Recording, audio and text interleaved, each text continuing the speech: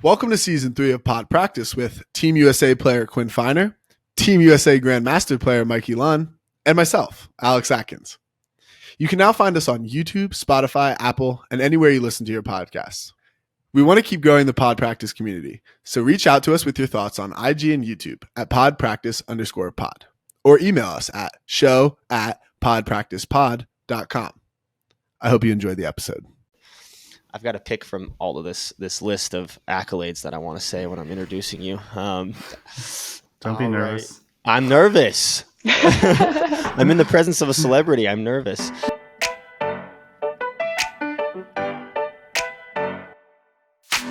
Welcome back, everybody. Today we have Mika Kurahashi on. Seems like she's been on every Canada national team since 2019, including 3 U24 teams, a WOOK team, a World Games team, 2 upcoming World Games team, and now the College D1 Player of the Year and National Champion. Mika, happy to have you on. How's it going? Pretty good. I just got back from Europe on a couple nights ago, so really? on Sunday night. So it's just on my first day back at work yesterday, and then just trying to get back into the swing of things. Woo! Yeah, it's busy. You've been around. I thought I was a global one. I actually saw you at the Madrid airport.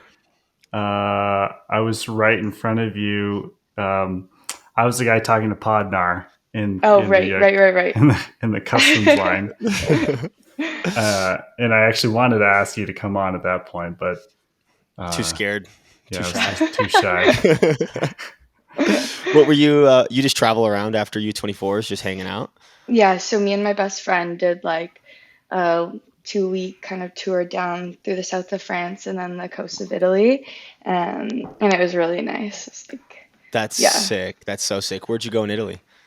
We went to Cinque Terre, Florence, Naples, Sorrento, Amalfi, little stop in Pisa. It was really good. Nice. Yeah, that sounds really incredible. Beautiful. That's awesome. Yeah. Do you usually, after like international tournaments, do you usually try to do a vacation? That's what I do. Like if I'm going to an international tournament, I'm always trying to like before or after tack on like some type of vacation.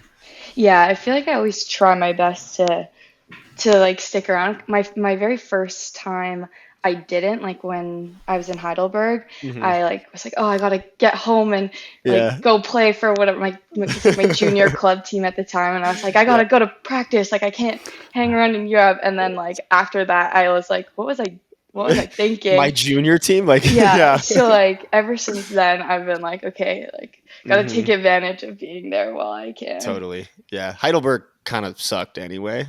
It seemed like, I don't know, that place wasn't that great. But yeah, there's definitely some other places in Germany that would have been cool to go to. Awesome. So, I mean, first off, you're back at work, you're back home. How's everything going? Getting back in the swing of normal life now? Yeah, it's a little bit weird. It feels like, I don't know. It feels like I was away for so long, but at the same time, it feels like it went by super quickly. Yeah. And I don't know, it's like crazy to think, I'm like home for 3 weeks and then I leave to China. That's crazy. So it's like pretty quick turnaround. And actually we have World Games Camp on the East Coast, and I leave tomorrow night. So I'm only home for like a few days. So it just keeps on going. I feel like I don't know, since like March or April, it's just like every week it just feels like there's whatever frisbee thing on the weekend. So we need to get you sponsored. I don't know how you're maybe Milty, maybe Home Force will sponsor you in addition to being a B Ultimate athlete. I don't know what they give you guys. They give us you guys for that some stuff, but it could always be more, What do you do for work? I feel like probably no big projects right now because you don't even have any time. I'm still finishing up my degree. So my part-time job, I work at a pediatric therapy clinic. So I do mostly like front desk stuff, and then just like It's really fun. There's a big gym space, and the kids come in with their therapists and Oh, that's sick. run around and have fun. It's a great part-time job. Is that what you're trying to do after college, or what are you majoring in? I'm majoring in psych, so I haven't totally figured out what I'm trying to do, but don't worry about that. but it's something I'm thinking about. Yeah. It's like all those I'm watching like all like the football players these days and basketball players, and they're like they major in basketball or they major in football or they major in hockey. And I kind of feel like that's kind of what I did in college. Obviously, it's not as lucrative as those ones, but I was just like a journalism major and just trying to get through college and just playing frisbee. So I'm no stranger to that.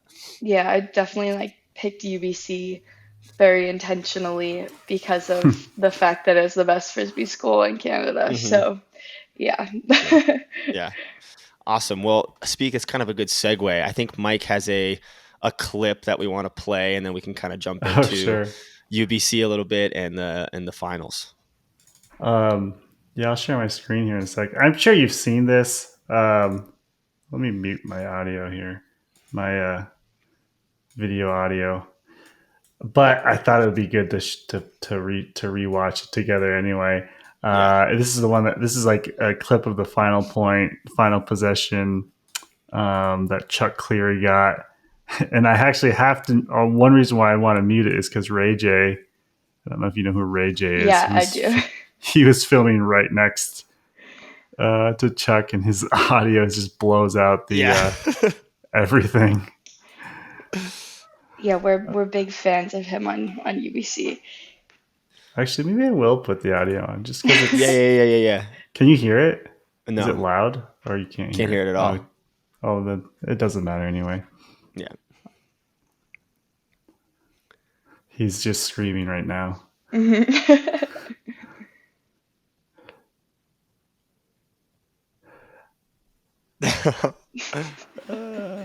The best part, though, is I love the celebration. Yeah. And then Chuck will pans to you. I love how there's two dog piles. There's like two separate ones. My bad. I kind of didn't make it to the other one. That's what you were saying in the deep look pod. I heard you were like, yeah, it just kind of just collapsed. Yeah. Yeah. I mean, as we're watching this too, like I know after we won in 2022, whenever I need like a little serotonin boost or something like that, I just go like watch the last point, and it's crazy. It still makes me feel the same way like 2 or 3 years later.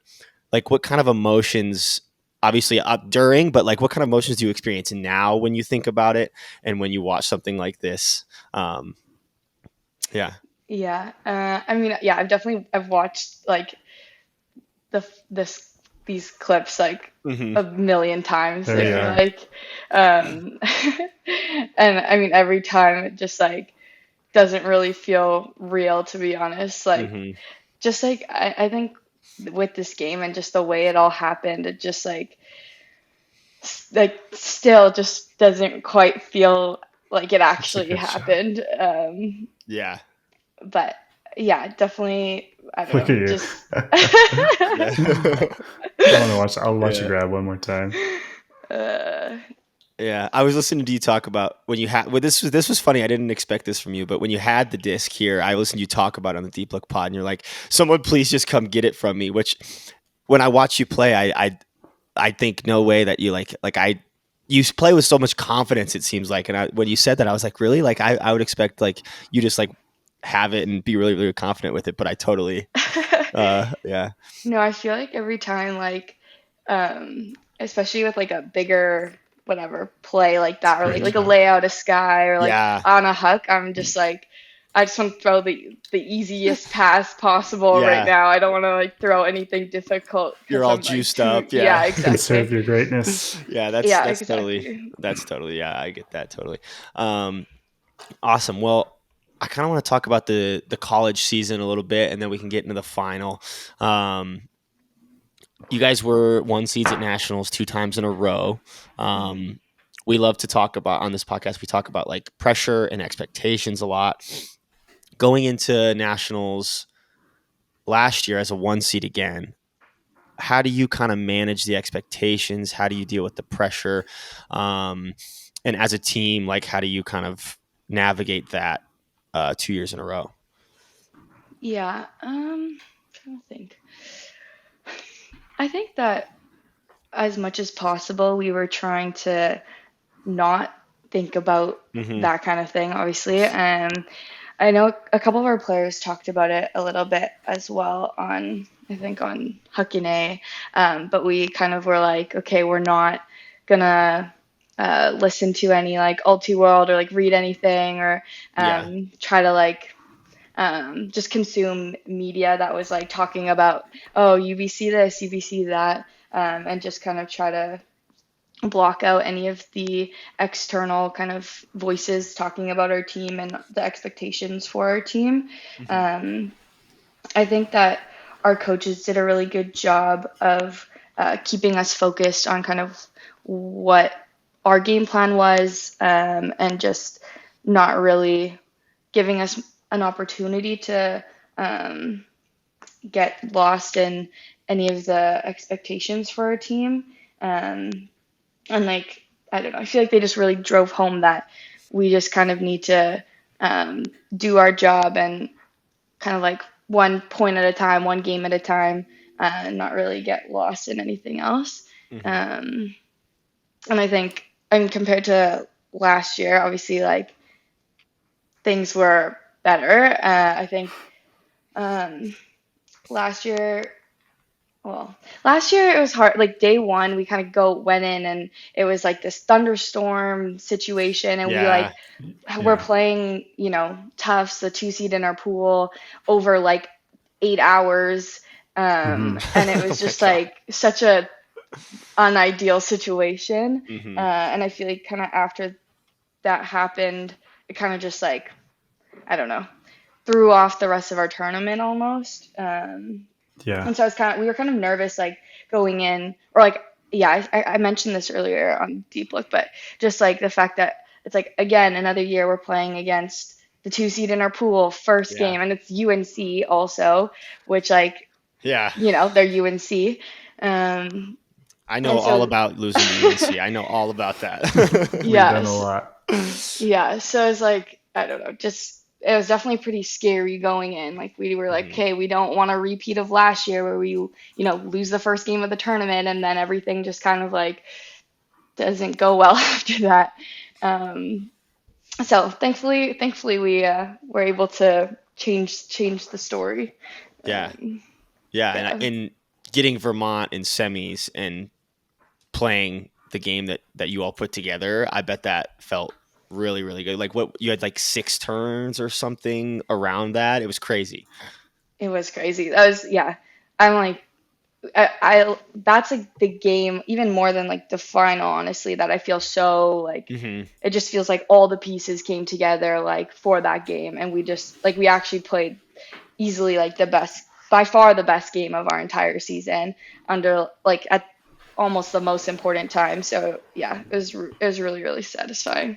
I couldn't believe it. I had watched Vermont earlier in the tournament because I was hanging out with Chuck Cleary, who filmed that clip, and he was there filming Vermont.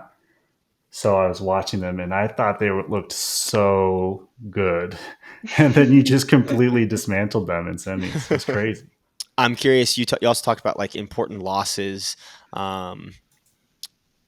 I feel like the year before, and even like at nationals this year, the Universe Point game against UNC, I feel like all that builds into, being the best version of a team. Can you talk a little bit about how like those losses and those close games bring you guys together as a team and build culture and kind of build that winning mentality that, came together for you all? Yeah, well, it's interesting because for the first, I guess, 2 tournaments of our season, we kind of just like cruised. Like, at Santa Barbara and Pres Day, we didn't really have any particular challenges. Like, our O-line like hardly got broken through the first 2 tournaments, and everything was like, okay, like, we're doing really well. Like, is it really like, is that it? Like, and then, we got to Northwest Challenge, and went down bad against Colorado. And that was like, the first game where we were like, okay, like we're not invincible. Like we have XYZ problems to figure out. And that was like, I think a pretty critical point in our season. And I think like it was kind of funny because I've never felt so kind of like relieved to lose a game, if that makes sense. Yeah. Like I was genuinely afraid that we were just gonna like go into nationals just like having like never faced any adversity and just like, winning all our games no problem, which like would not have been ideal. So I was like very happy that we had that test earlier on at Northwest, and then I think after that we were kind of able to like, have that moment as a team where we're like, okay, like, we have a lot of things to work on, like kind of, I don't say like humbling us, but like kind of humbling us, like making sure that we're still like, very aware that we can lose and we have to, get better at these things in order to, be the best versions of ourselves. And I think the UNC game kind of added to that as well. And then I feel like going into like the bracket, it felt like we were very like mentally prepared. And actually even at regionals, our UW game in the final, like I feel like UW got a lot better as the season went on. And so like we weren't really expecting them to give us as good of a game as we got in that regional final. I think that was actually another like kind of important game for us, because that was like one of the first games where it felt like we were really like trading back and forth, and like it wasn't just like, oh, our D line is just like destroying them and we're up. It was like we were actually like kind of back and forth until the end. And so I think that was another one where I was like grateful that we had that going into nationals. Yeah, that one you won 12-10. It looks like a tight one. Regionals is always so stressful. So stressful. Like, the rivalries always come out, I feel like, at regionals, one way or another. I actually feel like us in the Northwest are all like, it feels like we're kind of buddies. Like, oh, really? Yeah, like Oregon, UW, UVic. Like it feels like we all cheer for each other when we can. It feels like it's quite nice, actually. Oh, that is nice. That's generally not how it is in the South Central. But, yeah, like sometimes I mean, not really, but just in terms of bid allocation, I suppose. But yeah, I hated Texas when I was at CU. Like hated them. And now like Double Wide and Bravo, I feel like that's like I don't know if it's a rivalry, but because they just don't really beat us that much. But they beat us at regionals. Yeah, well, cool, good for them. Talking a little bit about the final in particular, it definitely seemed like the highest defensive pressure that either team had seen, which results in more turns. I don't really love it when people call it like a sloppy game or whatever. It's just like there's a ton of external pressure. Obviously, it's the final. Like, of course, there's external pressure, and then that newfound defensive pressure from both sides also adds to that. As an O-line, primarily O-line player, how do you adjust to a game like that? What's your mentality versus like a semifinal against Vermont that's just clean, everything's working? How do you adjust and make those adjustments, mid-game? Yeah, I'm trying to think. I think that, definitely more pressure defensively than we had faced. And I think actually like the Colorado game was really important for that final for that reason, because I feel like they kind of created a similar level of defensive pressure where like I was getting fronted really hard in both games. And so like it was harder for me to kind of like be a release valve in that space and a lot of time, or not a lot of times, but sometimes that's kind of like the way we like bail out of situations where like things are hard. And so when like, I have their defenders doing a good job of like making that hard, kind of like forces us to go to different things.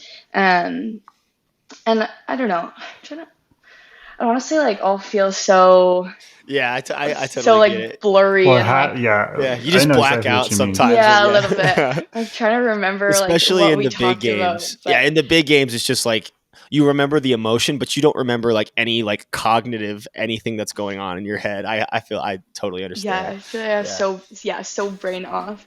yeah, I know that we were working trying to work through their force middle, yeah. Hmm. and I remember that being kind of a big thing. Like okay, like how can we adjust our spacing and our cuts and our timing um, to deal with that? Their marks And were yeah, really good. Yeah, They're their marks. Yeah. and I noticed like UBC does really well, and all the ulti world guys talk about this a lot. How you're known for being such a fundamentally sound team, and Evan on the broadcast was saying the same thing. And when I watch UBC play, I see everybody when everybody pumps, that cutter changes directions. Like it's something that a lot of teams teach, but I don't see it happen on the field as like automatic as when you do it, as when UBC does it. But I think, like you said, like that FM, all of a sudden, like the mark is taking away, like especially like that little 7 cut, that break Hmm. side continue or finish on like on the unders. It's a way more difficult to hit against their marks.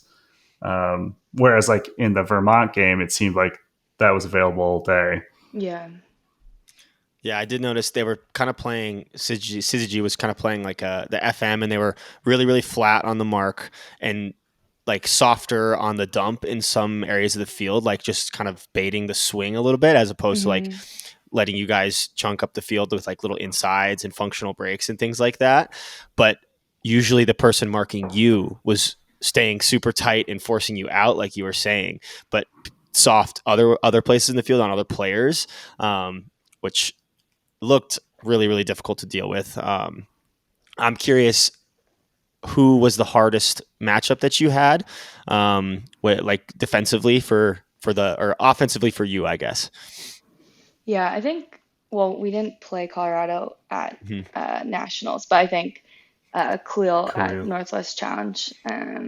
Yeah, Yeah, yeah, definitely. Yeah, gave me a challenge for sure. I really appreciate like having those games and those matchups. Like 100%. it's fun. Yeah, yeah.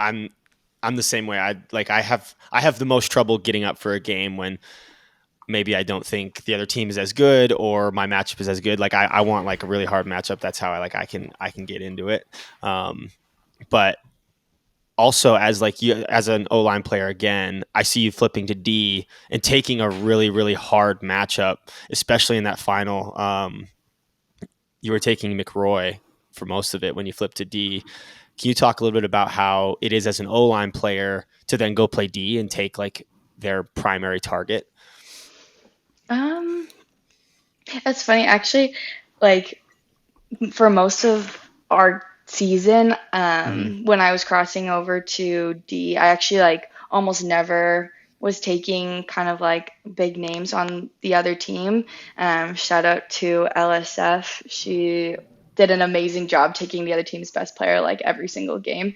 Um, so I kind of like most of the time didn't have uh, that responsibility to deal with, which was nice. Like I was able to kind of more just like float around, try to poach, and then play Mm-hmm. offense on the turn.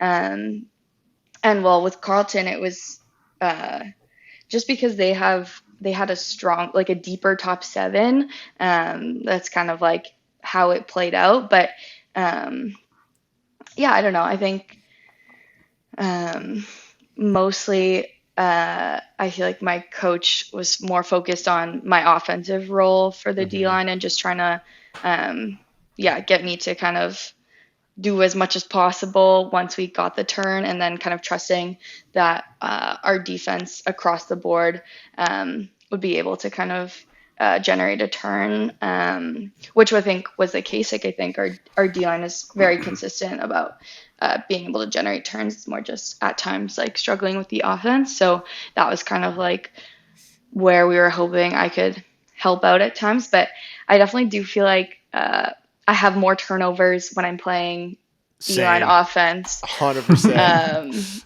Yeah, I feel like early on in the season, I almost feel like I don't want to say I had a curse, but like every time I'd like if we started a game on D, I'd often like play the first D point. Mm-hmm. And I feel like there's so many games where we like get the turn first D-line point and I'm like turning it over. I was just like the mental shift of like, you know, first point of the game, D-line, like I'm fired up, and then like having to like calm down once we like get the turn and play offense. Yeah. My favorite thing to do is get subbed on for an injury, like with a break chance, and then I turn it. I'm just like, fucking awesome. Like I just got subbed on to play O, and I'm the one who turns it. Like throw a huck out the back of the end zone or something like that. And all the D-line people are just pissed. They just look like, what? Why is this guy at the field again? Yeah, I swear I do that shit all the time. I make a joke when I'm running on the field, like I can go throw another turn for us. Like I got this. Like. Over here at Pod Practice, we are excited to announce that we are partnering with Greatest Bag to provide you with all of your ultimate bag needs. If you're looking to get a new ultimate bag, head on over to greatestbag.com. And if you use code PodPractice10, you will receive 10% off your purchase. Awesome. I'm curious about a little bit about U24s now too. Well, London Invite was first. London Invite was first. Yeah. I forgot about that. You've been everywhere. Yeah. I don't know where to start. So at London, both the U24 mixed team and the World Games TC team were there, and you were only able to play with one, I assume. I know you were playing with the World Games team. What was that experience like? I guess let's just start there. Yeah. It was pretty cool. I think definitely like the most elite level competition I've played against so far. So it's pretty cool to have the opportunity now to like play against some of the other World Games teams in Tokyo and a bunch of like elite competition. And I think, you know, for our team it was like first time really like kind of figuring things out and getting a chance to, you know, practice our sets against other elite teams, et cetera, et cetera. And for me, like personally, it was kind of a new experience because I ended up like, kind of as the tournament progressed, I felt like I played more D points than kind of I've ever really played before. Because I've been primarily an O player basically forever. And so it was like different but very fun to have more opportunities to be playing defense, especially against some pretty elite players. So I enjoyed that, and it was I was like afterwards I was like my legs were really feeling it. And I was like D-line life is just different. Like I've never experienced this before. I feel like I'm using muscles in my legs I didn't know I had. Like, yeah. I'm not about that D-line life. That's every year. I'm like interesting. Go ahead. Every year I'm like I tell my coaches I tell TK I'm like I want to like cross over and play more D points, and then I cross over and play D, and I'm just shit at D. It's so hard. TK just looks at me. I'm like, God, my bad. I'm curious what both of you think, as both of you are O-line players primarily. The world teams, World Games teams, especially. I have to think on the rosters, but I would imagine most of the teams are O-line players typically. We've had lots of debates on this pod about the value, I guess, of D and O, and like where you should deploy your best players, et cetera, et cetera. Do you? I actually happen to know, like in the U.S. we have selected defensive specialists, but especially at like with the WUC level, right? Because the roster is so much bigger. But World Games, where you don't really have that luxury. I don't even know if this is a question, but do either of you have an opinion on like how to select for the defensive side of the ball? It's interesting because this is gonna be so biased, like because I'm an O-line player. I think O is just hard. I think like the main problem you have to solve for is holding consistently and having a really strong like offensive presence. I think that's like the first issue you have to solve for. So taking O players tends to, in my mind, be a good thing, but I kind of feel like the USA, like Michael Ing, like I think he's been playing O for a bit now, but probably the best defender in the world. Could be considered a D-line specialist. Is he playing O for Revolver? I think so. He played O for Revolver in last year and the year before, I think. But and then for Canada taking like Mike McKenzie, I feel like is a D-line specialist. We use Thomas Edmonds on D, which I want to talk about Thomas a little bit too.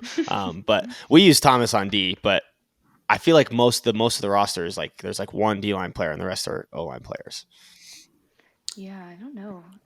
I feel like, I mean, I think it's a little bit different in Canada compared to the US just because we have kind of just a smaller group of people to be selecting from where like we're just kind of, I don't know. I don't say just picking the best overall players, but kind of like trying to get people who can do it all and be versatile and flex both ways as much as possible. I feel like the US has a little bit more ability to be selective. Yeah. Definitely. That makes a lot of sense. I feel like this the at least on both like FMP and MMP, it's always like people are always talking about like, well, which bigs are they going to take? Like, I feel like they always are taking a defensive player that's like big. So I think that's kind of a big thing. Like Nate Goff, Michael and Henry, like they're always like trying to decide which big are we going to take, which I think is an interesting thing too. And we always get like into debate like Mika, would a 6'3" and above team beat like all 5'11", 5'10" team? Yeah. Just Mika, do you consider yourself a big?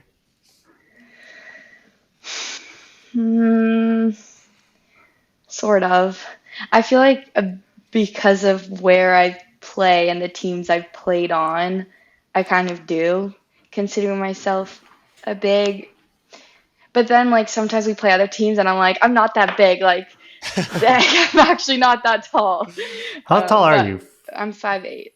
5'8", so decently tall, but not like super, super tall. Yeah, but on like every team I've played on, basically, I've always been like, you know, kind of like top 3 tallest kind of thing. Yeah. Like our UBC team this past year was like especially short. Like, yeah. So I'm like kind of used to like playing that role, I guess. But like even in, well, this is kind of random, but even in high school, like playing basketball, I was the center at 5'8", and I was like looking up at these like 6'3" girls, like what am I doing here? But it's just the teams I've played on, I feel like I've kind of had to take that role a little bit more. So yeah, I kind of consider myself a big, I suppose. So you can bang in the paint for sure with the other centers. Yeah, I did a lot of pushing. That was kind of the way. Yeah. Yeah, you're like the deep threat on UBC for sure, or one of the best ones. But you're also really good in small spaces. I know you shouted out John Randolph as an inspiration. And Collie told me that I think is it Edward that has all of you focusing a lot on jump cuts. Am I getting that right? Yep, that's kind of, yeah. I feel like he kind of made it a thing in Vancouver. Yeah. Can you just unpack that a little bit? Like, what is that like when you're working on that specific move, and how have you utilized it in your game? Yeah. I'll say what I can say without like giving everyone the exact game plan to be, For sure. UBC women's. But Well, everybody knows that John does that in the men's division, and nobody can stop matter. it. So. Yeah. This is fair. Yeah, I mean, it actually, I think the beginnings of it were kind of in the like junior women's teams in Vancouver, which is like where Guo started kind of like implementing these kind of newer things. And then obviously became the coach of UBC, was like a big part of Red Flag as well. And so like through all of those things, I was kind of exposed to it. And so, yeah, we kind of have like, I don't know, a series of kind of cone drills that we start practice with. And so like on Red Flag, we would kind of like go through the same set of drills at the beginning of every practice after warm up. And then kind of, you know, over time, you kind of just get better and better at it.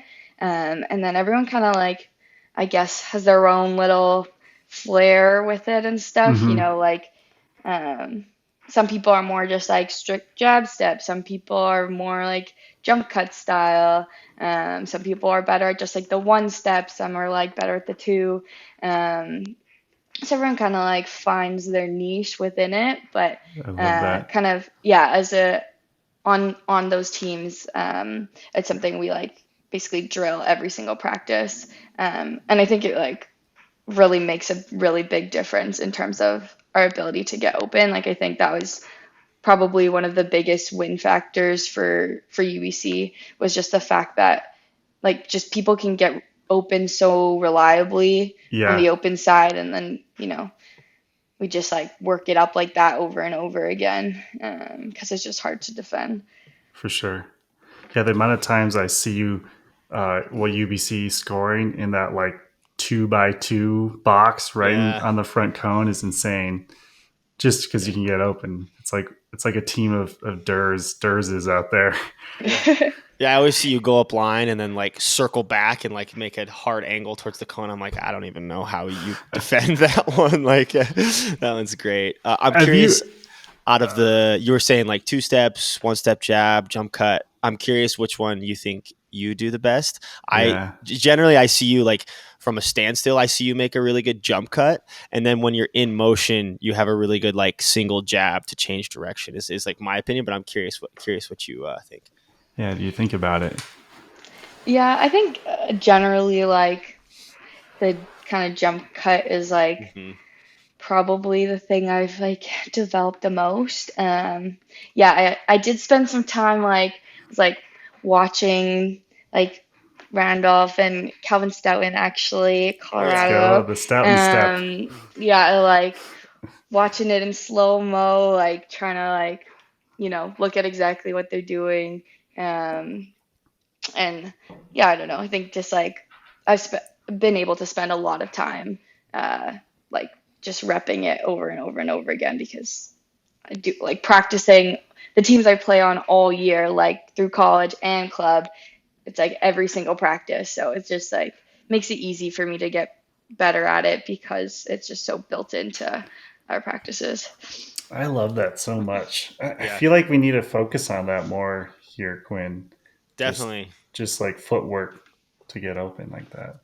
I mean, Mika, I'm curious if you do this. I feel like an idiot when I do this, but I go out and like work on it by myself. Like I'm at a field with like a stack of discs just by myself, and I'm just like kind of like walking up to the one or something and then making it like a jump cut and trying to make it as realistic as possible. But people walking by are just like seeing this dude like in the field, just like basically running around aimlessly. Do you ever, like literally, like, do you ever do it by yourself, just out on a field? Yeah. I'll like set up a camera sometimes too, and just like take some videos, watch it back, see what things look like. So sick. Yeah. You got to add that to your B video. Yeah, I always feel like watching yourself back is really, really good, because sometimes it feels like when you make a move, you're like, oh, that was like really aggressive and really sick. Then you watch and you're like, I didn't even do anything. Like, well, no, it wasn't. Like, it always feels more like cool when you do it versus when you watch it, I feel like. So like really watching and be like, okay, it needs to be more. Like I need to know what it actually feels like to make it really, really aggressively so I can replicate that consistently. Yeah. Have you ever heard of the goose step? No. It's a weird, like, Super weird. I don't know if it's a real. Do people use this, Quinn? It's like a rugby thing. I think one rugby coach like coined this. I don't think it's a real thing, but it's like we can even pull up a clip probably, but it's pretty funny. I just looked up goose step and it's like a military thing. Let's see. It's while Quinn's looking for it. It's sort of like a jump cut, but it might be a real thing in rugby actually. Did you Google goose step rugby? Yeah. It's sort of like they feint this, or they end up cutting the same direction as the. I don't know. You have to pull it up. Yeah, I found the dude. Let me see if I can find a. I want to see what else we can add to Mika's repertoire. Yeah.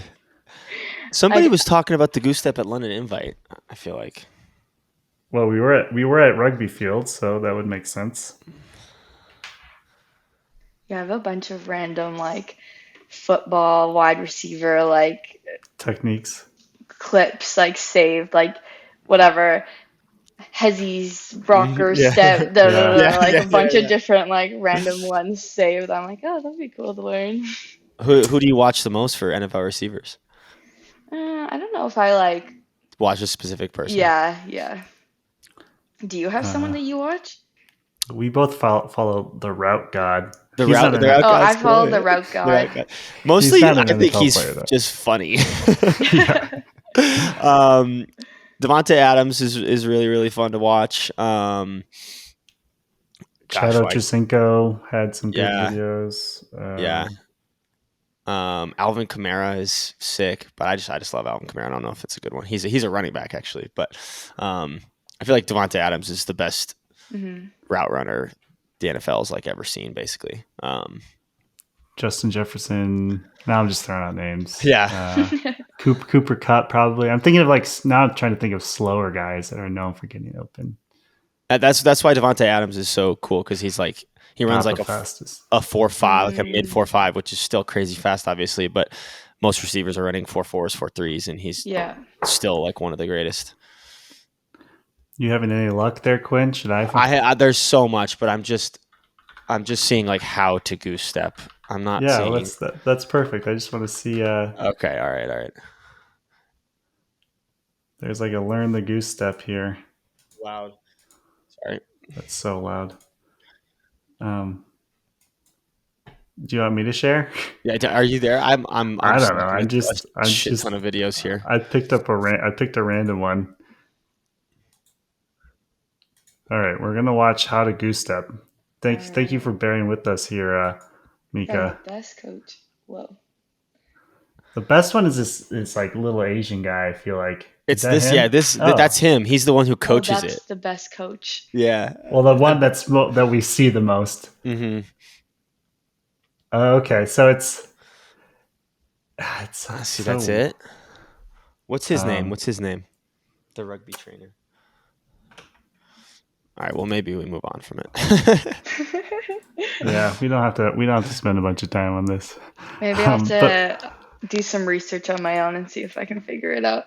Yeah, look up the goose step and report back. Let us know what you think. Maybe I'll whip it out at World Games. Yeah, there we go. If you do, you need to like. I guess there's no way to like quote us or something, but shout us out. Take charge of your real estate future with HomeForce, the all-in-one home buying service built specifically for Ultimate players, their friends, and their families. Powered by the Ultimate Lending Team, HomeForce was engineered by Ultimate players for Ultimate players. It's your one-stop shop for everything real estate. Let Jim Nolte and his team at HomeForce quarterback the whole process, or jump in just where you need help. Follow at Ultimate Living Colorado on Instagram. Speaking of World Games, I feel like you're already leaving. You have a training camp coming up. You're leaving for the tournament probably in like 20 days. Seems like you've been playing on 3 teams, 4 teams every single year since like before COVID. Are you like getting a rest before World Games at all? How are you, like, how's your body feeling? How's all that going? Physically, I'm doing all right. It was nice Yeah. to kind of have the couple of weeks in Europe where I was just kind of traveling around, Walking and 10,000, 20,000, 30,000 steps. Yeah.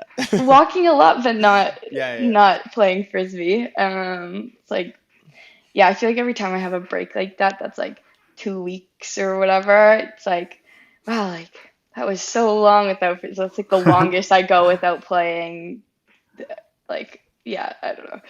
Um, it's been pretty nonstop for a while, but I think like going back and forth between like mixed and women's and different kind of levels and teams helps keep it fresh and exciting, which is good. But uh, sometimes I'm like, wow, this is kind of a grind.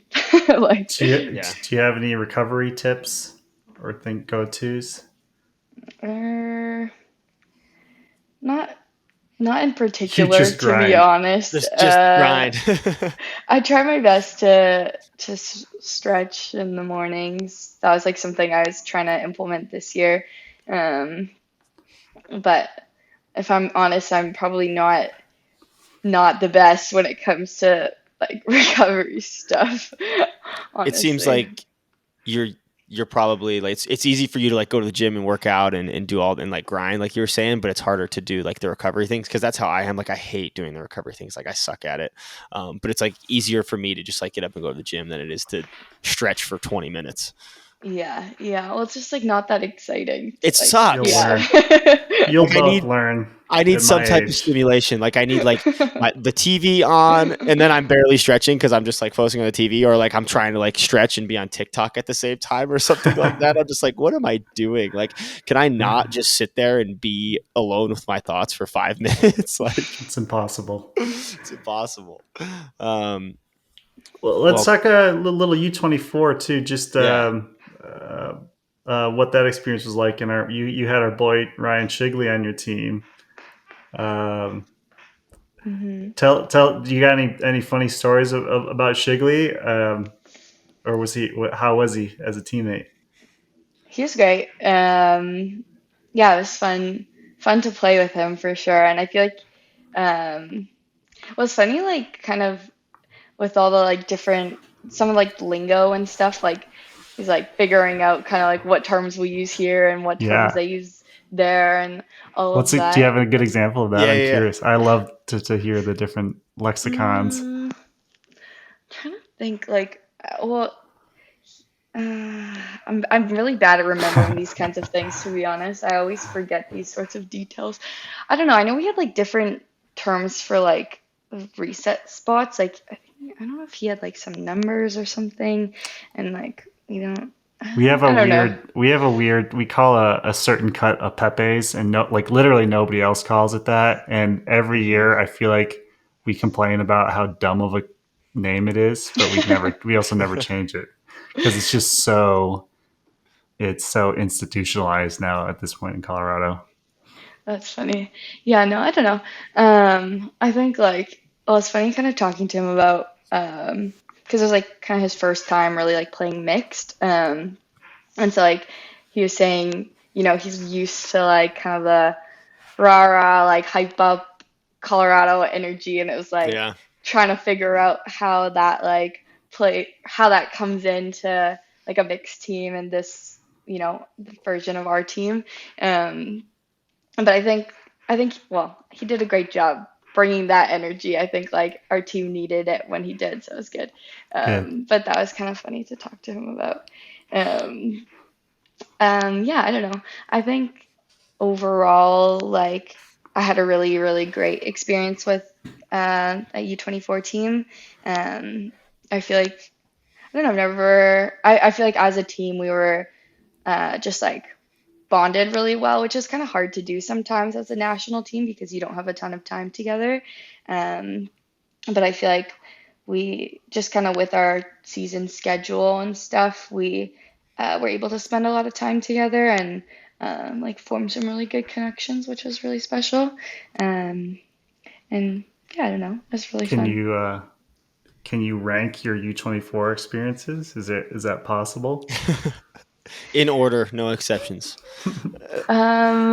Yeah, I mean, I would say this most recent year is my favorite. To be fair, like also the other 2 years, we didn't medal, and Hmm. so that was like a little bit tough. We had some tough games. Um, I'd probably go this most recent year, and then probably 2019 second, and then 2023 last. Just 'cause I think 2019 was like just so cool because I was just so young, and it was like, my first international tournament, and I was just like so excited and happy to be there. And I feel like you can't, yeah, You just can't like, replicate that. yeah, Hmm. exactly. At 16 years old. That is That's insane. so great. Were you playing O-line for that team? No, not No. really. Honestly, like at that point in time, I like barely even knew like what lines were. Like my junior team didn't have O line and D line, so I actually didn't really have a concept of like what O line and D line That's was when I funny. was like on that team. So I feel like overall, I just like didn't really know what was going on, like from a strategic perspective. Like I Yeah. had only been playing Ultimate for like 2 years at that point, so I like didn't Damn. know very much. I was just kind of like happy to be there, and like yeah, it was fun. It was really fun. That's so crazy. I can't imagine. I was like young, considered young for that cycle, but I think I Mhm. was like 21. Like, or I meant no, I was 20, I think, which is like way. That's That's a so you. different phase of life for Yeah, way sure. different. Did you play basket? You played basketball? Did you play anything else before frisbee? Yeah, I played soccer. Soccer was like my main sport, Okay. kind of growing up, and then some basketball and volleyball in high school, and then yeah, and then made this, well, kind of was getting tired of playing soccer, and then ended up picking up ultimate. Both of my parents actually played, Oh, really? um, but I kind of thought ultimate was like an old person sport, and like was not really interested, because I'd only seen like Old my people parents at play. like rec league in Vancouver, and I was kind of Yeah. like, yeah, no, like I play soccer, I play basketball, like not really Hmm. interested. And then I was kind of getting tired of soccer in 2017, and then I was like, my math teacher was the like school sponsor of our high school team, and he like showed us that it was a 2016 World Juniors highlight video. I don't know if you know the one from Nathan Klakovich. Yeah, I Yeah, know He what you're like definitely. talking played that about. video in class, and I was like, oh, like maybe this looks kind of cool. Like, it Yeah. was like younger people. They're like, bunch of athletic plays. I was like, okay, like maybe this is the time to try it out. And then I did, and I was like basically just like instantly hooked, and that was kind of that was kind of it for me. But All right, hell yeah, um, Kalakovic. We're yeah, getting shout one of out. yeah, That's so one of funny. Vancouver's best and brightest can has our boy Kalakovic to thank. Yep, yep, yep, yep. Okay, so World Games is coming up.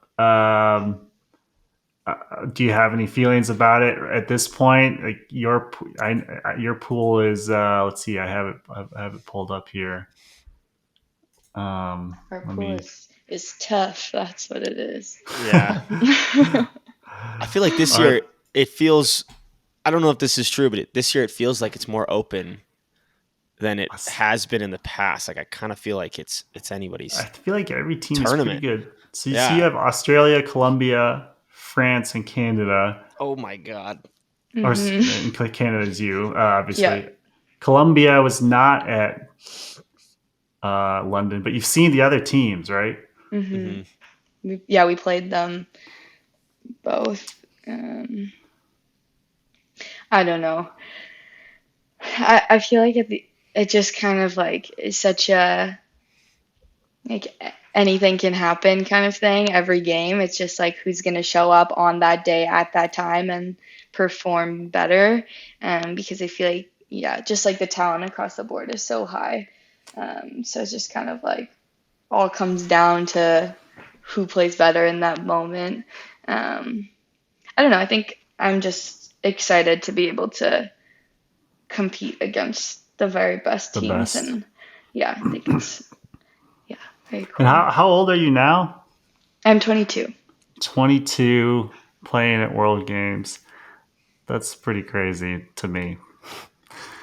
16 playing at U24, 22 World Games. Pretty sick. I'm very jealous. What do you think with Colombia not having seen them yet and their unique style of play? Hmm. Are you excited for that game? What do you think about that? Like that game, I'm sure it's kind of circled since it's a new one for you guys. Curious, kind of how you're preparing for that one and what you're thinking about. Yeah.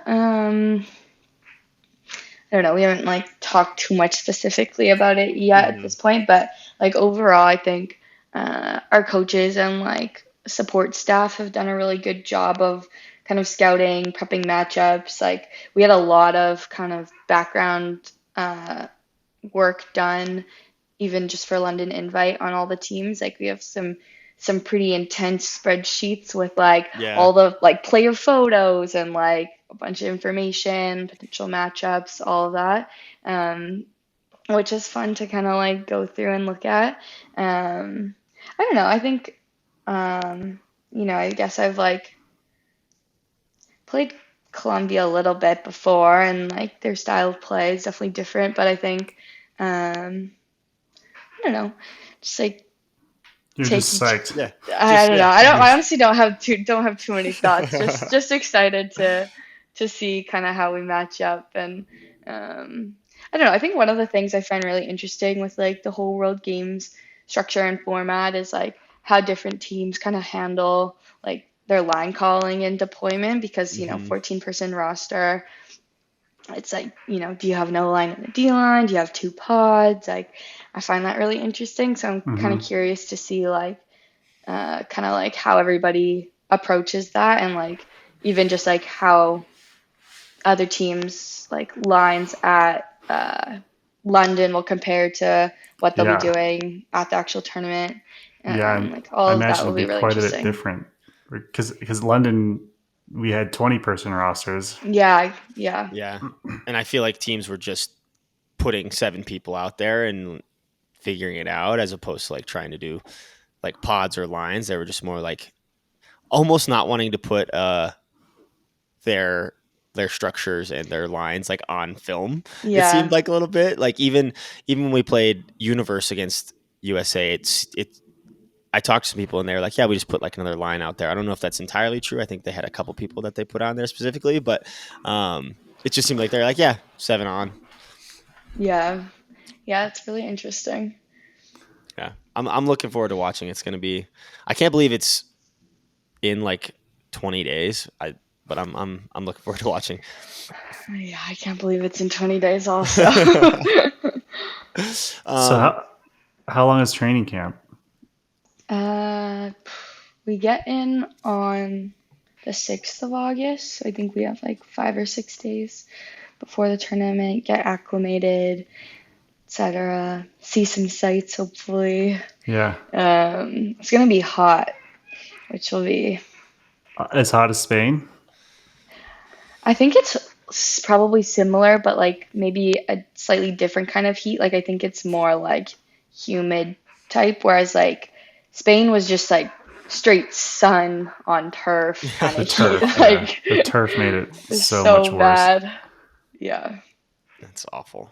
So, what are those training camp weekends like? I know, like for Wooks, those training camp weekends were like some of the most fun competitive frisbee I've ever played. I can't imagine what the World Games ones are like. What are those like? Are they like super difficult on your body? Just kind of dive into those training camps a little bit. Yeah, well, we had the one camp before London. Um, and it was like, well, it's kind of maybe a little bit different for us because it kind of was also serving as our tryout because we didn't have a tryout. We just had like an application process. So that was like the first time we were actually like playing in front of the coaches. And they were like, making decisions based on that. So it was kind of like a little bit of a interesting dynamic of like, okay, like, yeah, we're trying to like bond as a team and like enjoy each other's company, but also everyone's kind of like competing against each other. So I was actually pretty impressed at like just how good the vibes were and the fact that like it did feel like we were kind of like really bonding as a team, despite the fact that we had this like kind of tryout factor looming. And well, I actually got injured partway through that camp. I hurt my ankle, so I wasn't able to finish the camp, especially because it was like right during the college season. Yeah, it was like 2 weeks before nationals, so I hurt myself and then had to like had to stop. Yeah, it was really stressful.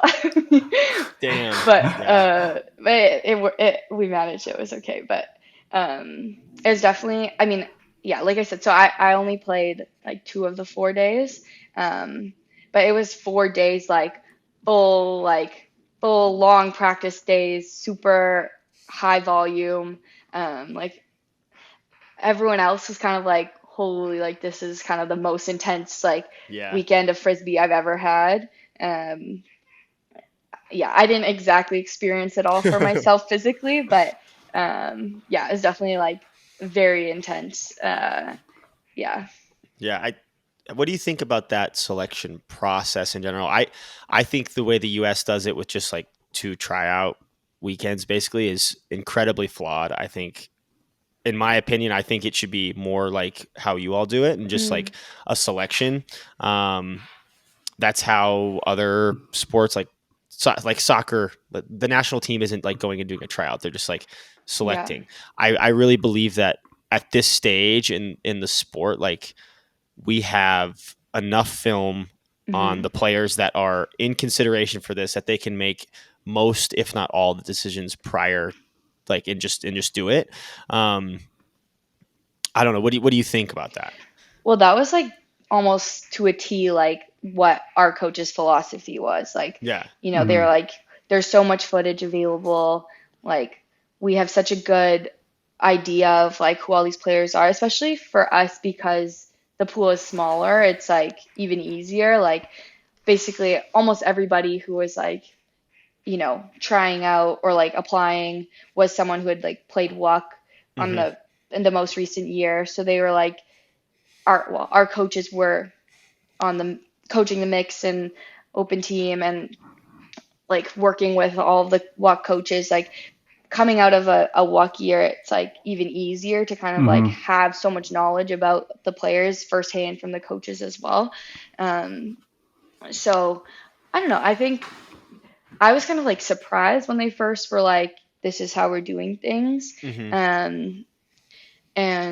But overall, like I think that it makes a lot of sense. Like at the end of the day, like you have a pretty good idea of like who all these players are. And if you want to, learn more, there's so many options for watching film. And like our coaches went to nationals, like club nationals in San Diego last year solely for the purpose of just watching. Like neither of them were coaching. They were just watching and trying to like, get an idea of, who looked good and whatever. I don't know. I think like I can understand a little bit like, with a child, it's like, okay, like this is the moment, who's going to show up in that moment kind of thing. But at the same time, especially when you're like asking people to kind of like travel out there and like whatever, it just kind of feels like, I don't know, not necessarily super necessary. Ironically, the U.S. used to be an application process before there was a lot of film on players. Back in my day, that's how people like. One of my best friends, Bart Watson played on 2 World Games teams, and it was just straight application. I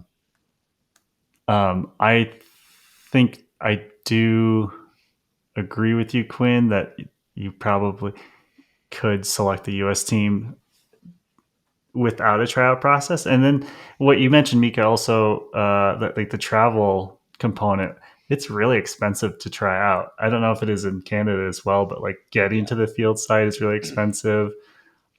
Is there also a tryout fee, Quinn, in the US? Yeah. I mean, it was probably $1,000 weekend for me to go try out on half a hamstring and that's so brutal. get cut on the first fucking weekend. So again, I'm going to be super biased that I think that was a really not smart way to do it. But yeah, it was a hefty tryout fee on top of flying to San Antonio, which is not super easy to get to, getting housing, getting a rental car.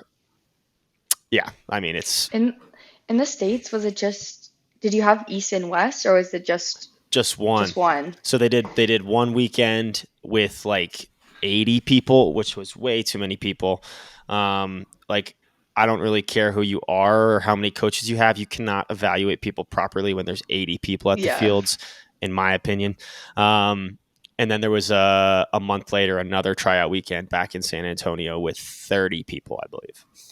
Right. Yeah. Yeah. Well, for almost like all of the national team tryouts in Canada, it's always split East and West. Mm-hmm. So for the most part, it's like a little bit more accessible, especially, I mean, on the West Coast, it's like basically just like Greater Vancouver. There's like a few people who fly in from Alberta, but just because in Canada, there's only a few kind of major like ultimate hubs, it makes it a little bit easier. Like, we don't have as many random cities kind of like where frisbee's happening. So it's like, it's not so bad, and you don't have to cross the coast. But yeah, that's brutal to have to just like, I don't know. That's how it was for Wook. It was West Coast and East Coast, which is, I think, probably the right way to do it. But then again, like after the tryouts, everybody's talking about like, well, there was no one good at the West Coast and all the good players are at the East Coast, and it's all this stuff. And it's like, there's just always like some people complaining about something, and I'm always one of those people complaining about stuff.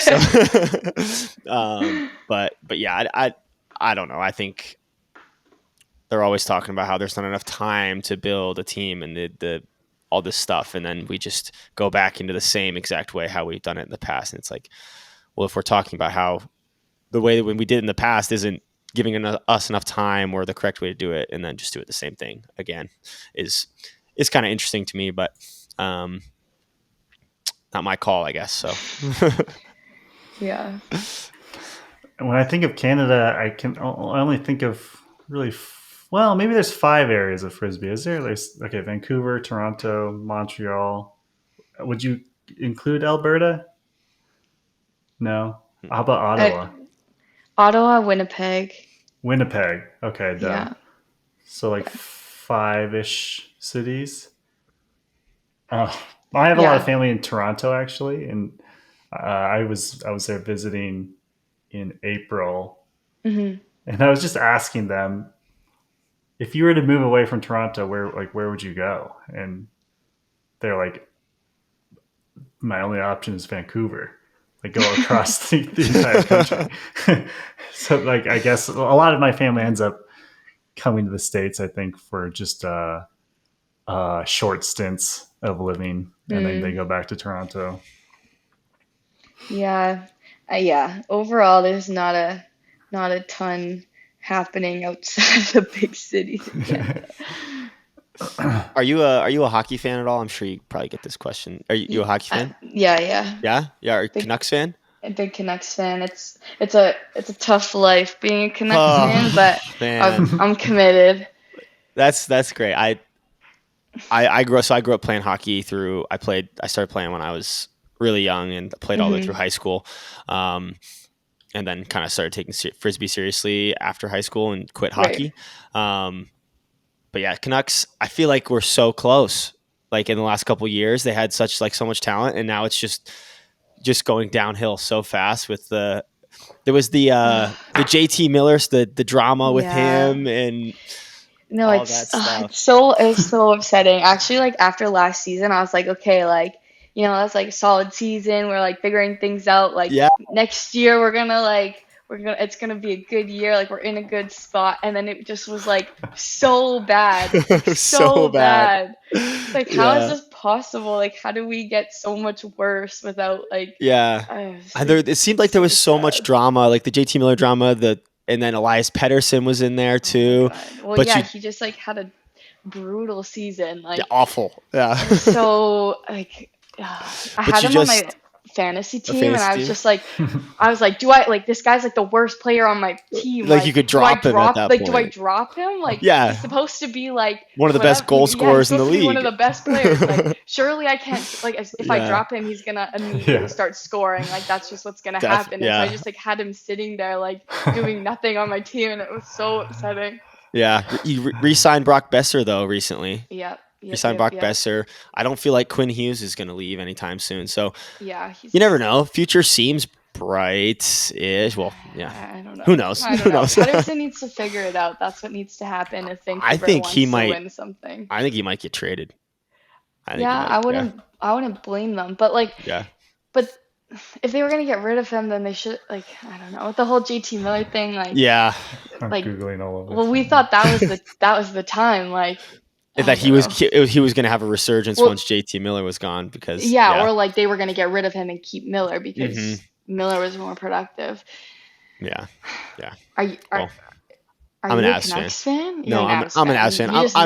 I know. Yeah, I'm a hockey fan. I mean, I'm always I watch probably 60 to 80 Avs games a year. Yeah, I'm so I know a lot about the league and but I do like Quinn Hughes. Because his name's Quinn and he's and he's like super sick to watch. And we have Makar, so like Quinn Hughes and Makar kind of like are compared a ton. Makar's definitely better, but we don't need to get into that. But yeah, tough couple of years since the Avs won the cup. It's been pretty meh for me too. So it seemed like a hopeful I feel like you can't even see that though. You're like still. I know. Still. Well, here's the thing: is I have such high expectations going this season. So anytime we lose a game, I'm distraught. Yeah, but for you just expect to be mediocre, right? It's so tough. It's actually so tough. That's really one funny. Day. But you know what? One day when we win a cup, it's gonna be worth it. It'll be. Yeah. So that's what happened with the Avs, because the Avs in, I think 2018 had statistically one of the worst seasons of all time. And then we made the playoffs and Makar made his debut against Calgary in the playoffs and we won that series when we weren't even supposed to make the playoffs that year.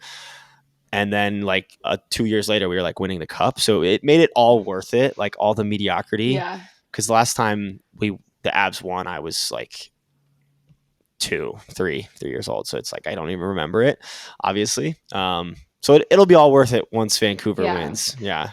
Well, yeah. I mean, we've never done it. Never. Yeah. Never ever. And so I feel like the city might burn down. It's going to be absolutely insane if that actually happens. Even just going to the playoffs, last year, I went to game one of the the opener, and it was just insane in there. It's so fun being watching playoff hockey. Yeah.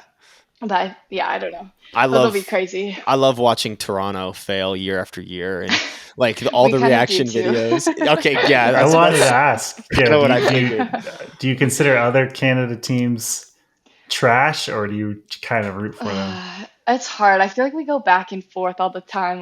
Once we're in the playoffs and Vancouver's out, it's okay, what do I want to happen now? As long as it's not Toronto, I feel like. My family is obviously, they're huge Maple Leafs fans. Every single one of them. We had a family dinner when I was there. It was during the playoffs and everybody had a jersey on. Support Pod Practice by visiting our coffee page. Donate and we'll send you a sticker. You can also support the pod by visiting the Be Ultimate Pod Practice store. Yeah, I don't know. I feel like it's on one hand, I'm go Canada, like do it for the nation. But then also I'm like, Fuck like Toronto. there's a lot of people who are like, oh, like we'd rather like we don't want anyone else to be the first Canadian team to like win the cup after so many years. Like we want to be the ones to do it. But it's like also like, you know, you don't want to see Florida beat Edmonton again. Like it's like so brutal. That sucks. I hate that Florida's good Panthers. at hockey. Yeah. It's like so annoying. It's so annoying. I mean, the Canada hasn't won in like 32 years or something like that. That's like crazy. The Canadians won in the 90s, and that was the last.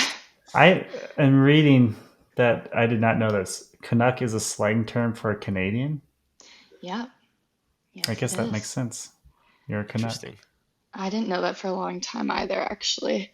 And I don't understand what the logo is, though. Is that a killer whale? Yeah. Yeah, it's a whale. I thought it was a term for a killer whale till just now. That's what. Yeah, my brother actually like also thought it was a term for a killer whale until like earlier this year. Interesting. It's really funny. Is Canuck? Is it derogatory?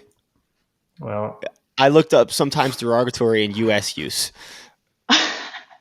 That's weird. We can make anything derogatory.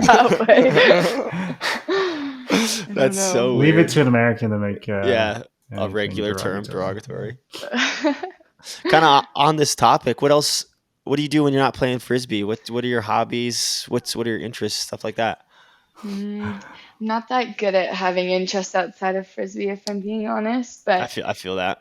Yeah, because I couldn't do it this year with my travel schedule, but the last few summers I've been coaching like junior teams in Vancouver. So I just feel like my spare time is like other frisbee things a lot of the time. Yeah. But overall, like I like sports a lot. Like, yeah, hockey fan. I like watching the NFL as well. Those are probably like the main two I follow. So I like sports, really easily entertained by sports things. Who's your NFL team? The Packers. Oh, God. Why? Why is it the Packers? I know, it's pretty random, to be honest. I only more recently got into the NFL. Like growing up, we would kind of just like watch the Super Bowl every year, and that was kind of it. But yeah, more recently I've been watching, and this is kind of my reasoning, was that like they're the youngest team in the league, and they've like been the youngest for the last few years. And I was like, okay, like I'm kind of like new to watching football. They're a young team. We're gonna like grow together. And also I feel like they're a team that was like, you know, in the mix for like not being completely terrible, but also, you know, I don't want to like go in and just like jump on the bandwagon and pick the team that's really winning the team. Yeah. Yeah, it's just kind of like an in-between team who like has potential to get somewhere, and I don't know. Yeah, I'm fine with that. And I liked watching them upset Dallas. Cowboys. Yeah, okay. Yeah, 2 years ago. In the playoffs, was it? In the playoffs, yeah. It was like the first time, like whatever their seed like beat. Yeah, it was like a big upset, and so I was like, okay, that was sick, and then locked it in. I'm more okay with the Packers these days now that Aaron Rodgers isn't there, who's just the scum of the earth, obviously. So I'm more okay with them now.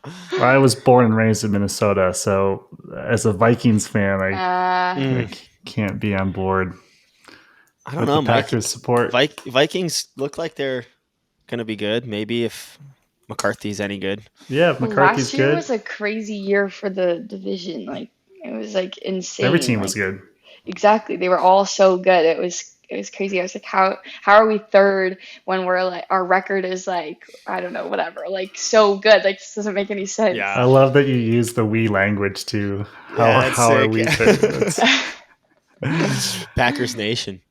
Yeah. What about like we've been doing a lot of like pop culture on our podcast. Like what about like TV shows and music? Like what's some of your favorite TV shows, favorite artists, favorite bands? Let me think. Well, I feel like a lot of my favorite things to watch are like sports related also. Like I really like sports like docuseries and stuff. Like I don't know. It's like The Last Dance, like so Yeah. good. Oh yeah. Oh yeah. And like a lot of the smaller like Netflix series, like I really like Queen's Gambit. Mm-hmm. And what else? I I just don't know. watched a movie. What's the girl's name in Queen's Gambit? What's the actor's Anya name? Taylor-Joy. Yeah, yeah. Yeah. I just watched the other night. I watched a movie called The Gorge on Apple TV, and she's like, it's like her and oh my god, who's the guy in Top Gun? The new Top Gun. What's his name? I mean, Miles Teller. Miles Teller. It was her and Miles Teller were the main characters, and it was actually pretty good. But she's like this Russian military person, and that was good. Nice. Yeah, Queen's Gambit was sick. That, and they played chess in it too, which was funny. I think that was like really funny. in the gorge. Yeah, in the across the gorge. It's like about these, like they're guarding the gorge and like not letting anything come out of the gorge because of it was really stupid and cheesy. Science fiction, romantic action, horror. Yeah. But I like stupid movies. I like cheesy. I like dumb. So it was perfect for me. Yeah, me too. I feel like, well, my brother's like in film school and has like really high standards for like, what's a good movie and like, what's good. And I'm just like, if you enjoy it, you enjoy it. Like, it doesn't matter. Like, I'm always getting roasted for like, whatever, like liking bad movies and like bad music. And I'm like, no, it's not bad if you enjoy it. Yeah. Like, that's not how it works. Yeah. I recently watched K-pop Demon Hunters. Mike, I watched it. I watched that too. It's fucking awesome. Mika, you should watch that. You definitely watch it. Yeah. Good soundtrack. You watch any anime, Mika? No, not really. Which is like, sometimes I feel a little bit embarrassing that as a Japanese person, half Japanese person. But yeah, no, I'm not super versed in anime. It's never too late. Yeah, never. You're right. Yeah. Maybe give it a try. Maybe watch.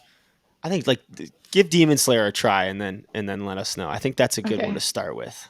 Okay. Yeah, okay. Yeah. I'll get back to you. Or K-pop Demon. I don't know if that actually counts as anime. But, I think it is anime, but yeah, that was hilarious, Mike. I think that's a good entry point. Yeah. K-pop Demon Hunters on Netflix. Okay. Cool. And anything else, Mike? Mika? Anything else? Any questions for us? Anything before we wrap up here? No. How's what do you think? You're playing for BFG this year, right? Mm-hmm. Yeah. How's that? What are you thinking about that? Yeah, it's been cool to be a part of a different team and a team like I've competed against for a few years now. A non-Vancouver team, finally. Yeah. Yep. But I haven't actually like been to too much because I've been away. But I was, kind of following along over PAC weekend and was able to watch the finals on my layover on the way home. Oh, nice. I was like a little bit nervous after we kind of had a rough day one, and then we turned things around day two, which was good. I don't know. I'm really excited to actually like get out there and like play with the team. I feel like so, like Sam and Cheryl and stuff like so talented, and I'm like really looking forward to sharing the field with them instead of playing against them. And I'm like curious to see like how everything's gonna shake out. I feel like the mixed division is so crazy. Everyone just like beats everyone, and it's so it's crazy. like you don't know what's gonna happen. Yeah, and you're not going to go to U.S. Open, I'm assuming, because of World Games, right? Yeah, no U.S. Open, but I booked my flight to Pro Champs yesterday. Nice. So, my first Pro Champs. All right, we'll see you in Norfolk. Yeah, that's exciting. Yeah, first Pro Champs, first time in Virginia. First time playing with BFG. Yeah, US lots of firsts. Yeah, that's really exciting. Yeah. That's really exciting. Yeah. I played for the Colorado teams my whole life. I always think like it would be really fun to play for a different team. We'll see if that ever happens, but I feel like super nerve-wracking though, going in playing with a bunch of like new people, and I'm sure people have, not to put a lot of pressure on you, but I'm sure people have very high expectations of you because you're such an amazing player. So I feel like that's really fun. How are you guys feeling about your season? Good. It's so that it's the men's scene is so like interesting because UFA just like cuts your season in half. Like it feels like the club season doesn't even start until US Open. Like I've been to one Bravo practice and US Open is in like 2 weeks or whatever. So it doesn't even feel like it's started yet. For me. It feels like we are behind the 8 ball, but we may not be. Every other team is the same. Yeah. It is a really strange feeling though. It's super weird. And I'm just like, I'm so locked in on UFA right now that it's like, oh once God, UFA ends, yeah, it's kind of crazy. I like it though. It's really fun. I do wish the UFA and USA Ultimate could work together a little bit better, but what are you going to do? Yeah. I mean, it feels like they should. Like, it makes a lot of sense for them to work together. It does. It does make a lot of sense. It's a bit of a one-sided affair. UFA is down. UFA is down to be more collaborative. I think it's more of a USA Ultimate thing. Yeah. And the fact that they felt like they were there first and all of those things. And maybe they feel like the missions are conflicting, which I disagree with. But, yeah, I disagree too. Interesting. Do you ever want to play pro? I think it would be cool. I was thinking about that the other day randomly, actually. Who is the nearest team to Seattle? Seattle. I mean, I'm already playing with the Seattle team. I was about to say, so, yeah, maybe next year. I think maybe once I'm done college stuff. You could use an off season. I was about to say, let's add a pro season onto the club worlds. All of the seasons you're playing already. Yeah, we didn't really ask you about like how you stay fit and what your training regimen is like, but I guess like you got so many practices, you don't even have to do anything else. Time to... I haven't had an off season in like, I don't know, 4 years. Since COVID. Since COVID. Yeah. Literally. It's actually crazy. Sometimes I'm like, wow, imagine having an off season. Yeah. I feel like I just had to treat like kind of like November, December, January as like my off season because it's like the least tournaments, but I'm still like practicing 2-3 times a week with UBC. So. And you're coming back for another run at the title. Yep, I am. Wow. The only person I can think of that we know well that's played as much as you from such a young age is Tobias Brooks, and I think he was actually considering not playing this U24 cycle because I was also considering not playing this U24 cycle. Yeah. It's just a lot. And I was considering like I had a lot of. Well, I also almost played beach. Oh my god! But I decided that was too much, so I didn't do that. I was thinking a lot about like this year, especially. I have like a lot going on. Like I've never done a double TC before. And I was like not really sure it was that good of an idea, to be honest. So I almost like I was thinking a lot about actually like if I wanted to do World Games too, like I was like World Games, my last U24s, like club, like the only non-negotiable was like UBC, and everything else I was kind of like, I'm not sure like if I should do all of this or not do all of it, and but I'm happy with like what I ended up settling. I love that. I love that the non-negotiable is UBC. I mean, that makes a ton of sense to me. It's so fun, and your time is limited. So exactly. Do you think? If you were to win one of the other golds, how do you think can you even anticipate that? How would it feel compared to the UBC win? I don't know if anything can match the UBC win, to be honest. I feel like just because it's best friends.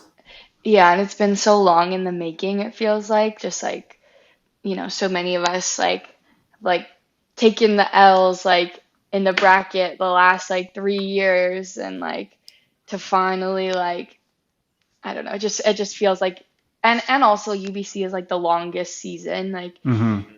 you have like whatever 7 months of practicing every single week together, and yeah, I don't know. I don't know if anything else can really compare. Yeah. Yeah, I agree. Yeah, well, yeah, best of luck with everything. And I know I talked to Malcolm, I guess a couple months ago now, and Hmm. he's hopeful that you come back to Vancouver and become the saving grace of the women's scene, is sort of how he phrased it. We did talk about this actually, me and Malcolm, when we were in London. We had a chat. I I think yeah, it could be in the cards. We'll see. Yeah, that's for future Mika to worry about, though. I know you have plenty on your plate right now. Yeah. Yeah.